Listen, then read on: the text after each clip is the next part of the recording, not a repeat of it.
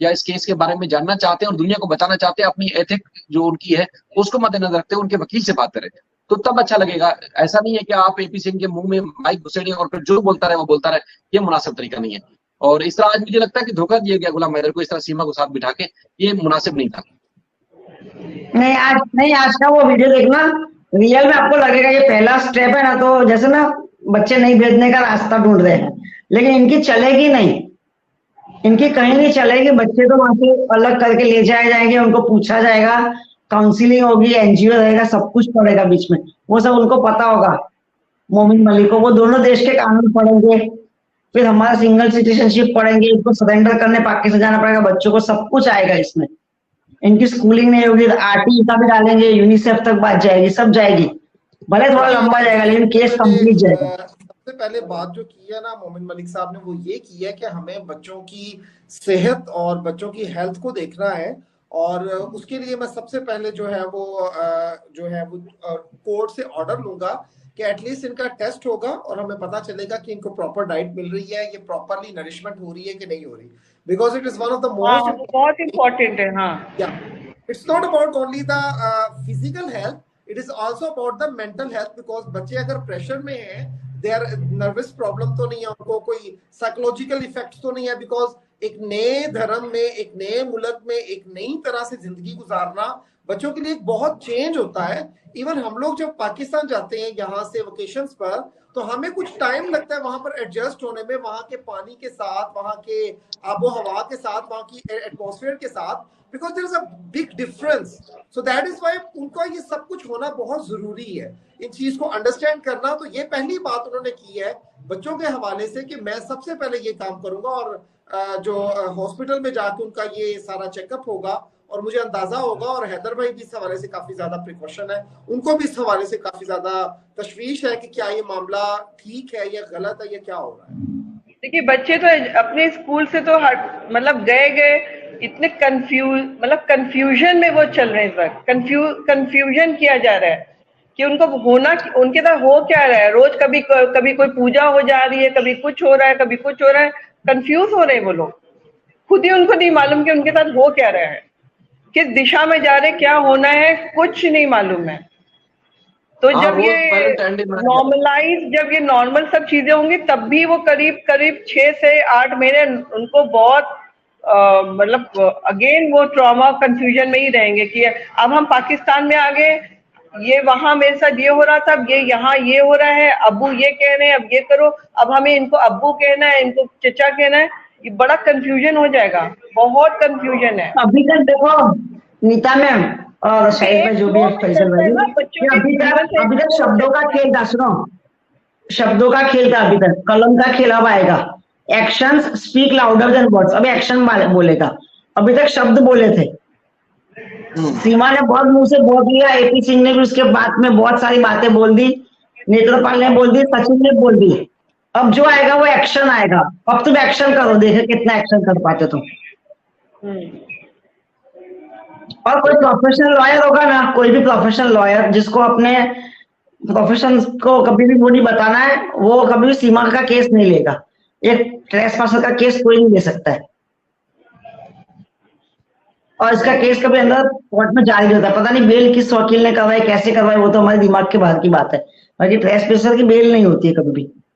नहीं, वो जो दुष्यंत नाम था, क्या नाम था जो जिसने किया था, उसको भी तो एपी सिंह ने और उसकी गैंग ने, एक्चुअली जो रबूपुरा की गैंग थी, अब फिर वही मैं ज्यादा नहीं बता पाऊंगी, लेकिन उसको भी डराया धमकाया गया है, तो वो किनारे हो गया, इसीलिए तो किनारे हुआ है, जैसे उसने बेल कराई है वो किनारे हो गया। 2023 जो था वो पूरा मतलब सीमा का ही हम कहेंगे, सीमा एंड गैंग का पूरा चलता रहा। 2024 जो है ना, वो अब हैदर एंड पूरे लॉयर और बन्नी का सब चलेगा। तो जितना मतलब नाटक बना करना था वो सब लास्ट ईयर तक कर चुके हैं, अब नहीं कर सकते, क्योंकि अब तो ये मोमिन मलिक साहब आ गए ना, अब नहीं हो सकता, अब सुप्रीम कोर्ट के लॉयर है तो नहीं हो, अब नहीं कर पाएंगे ये लोग, कुछ नहीं कर पाएंगे। अब राइट हैंड में गया, case is in the right hand now. अच्छा, ये रोज वैलेंटाइन डे होता है वहां पर, ये प्रार्थना होती है, इस तरह की चीजें रोज होती है वहां पर क्या? नहीं नहीं, इस सत्यनारायण की वो पता नहीं वही कैसे करेंगे। वो एक्चुअली सरस्वती पूजा होती है, कल हम लोग का वो था ना, सरस्वती पूजा होती है। तो हम्म।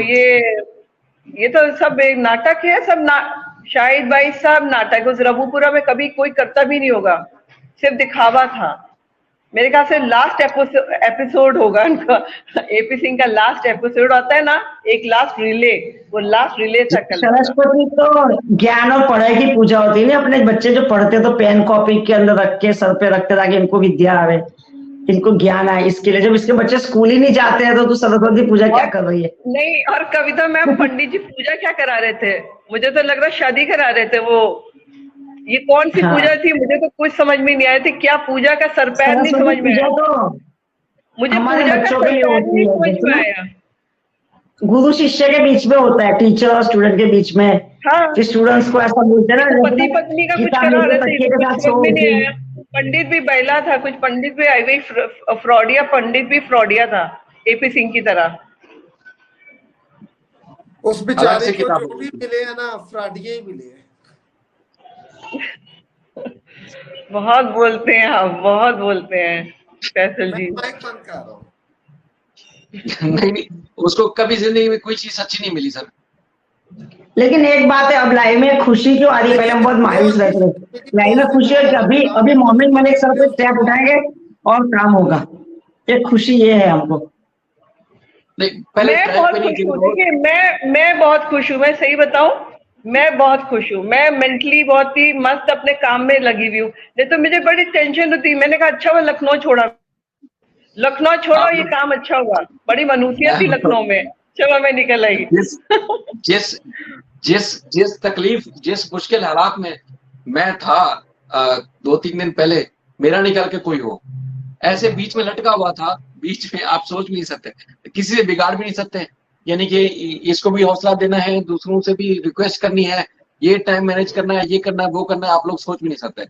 और जब ये फाइनलाइज हुआ, मैं फिर कहूंगा, हमने लाइव में कल परसों भी जिक्र किया था कि मैं इतना इमोशनल हो गया कि बन्नी साहब तसल्ली दे रहे थे, गुलाम हैदर खुद तसल्ली दे रहा था, यार टिश्यू ले लो। ठीक, तो मतलब आप अंदाजा भी नहीं कर सकते। सिर्फ ये समझ है कि आप सकते ट्रैक हैं, पे समझ चढ़ सकते गए, हैं। उम्मीद है कि अल्लाह ताला उसको इंसाफ जरूर दिलवाएगा। नहीं, और सब लेकिन लोग, शाहिद भाई, कविता मैम और फैसल जी, इस बात को मानिए आप लोग कि जो सबसे तकलीफ से जो गुजर रहा था, जिसको तो कुछ पता ही नहीं थे उसके साथ क्या हो रहा है, वो है हैदर भाई। हैदर भाई तो एक फुटबॉल बने हुए थे। कोई कह रहा उधर आओ तो वो बेचारे उधर चले आ रहे, कोई कह रहा है इधर देखेंगे हम, तो कोई इधर कह रहे हैं हमारा ये वकील है, कोई हमारा ये केस है। उनको तो पागल बना रखा था लोगों ने, सही में कहूं। और उस बंदे के अंदर कितना सब्र है, कितना सब्र किया उस बंदे ने, ये आप मैं सोचो। मैं थोड़ा पहले भी बता चुका हूँ गुलाम हैदर के बारे में, कुछ मजीद बताऊंगा थोड़ा सा। मैं जहाँ ये आप बैठ के लाइव करते हैं ना, जिस जगह पे आप लोग देखते हैं, वहां पानी नहीं है, जो नलकों में पानी आता है, लाइट जाती है तो पता नहीं कब वापस आएगी, मच्छर ऐसे होंगे कि इंसान सो नहीं पाएगा, और मतलब कोई जिंदगी में, और जो ये सेवरेज का पानी इस रोड पे, जहाँ से 1 किलोमीटर सेवरेज के पानी में से गुजर के जाना पड़ता है। मैं वीडियो मैंने पहले भी सोचा था आपको भेजूं, मेरे को पड़ी हुई है, 1 किलोमीटर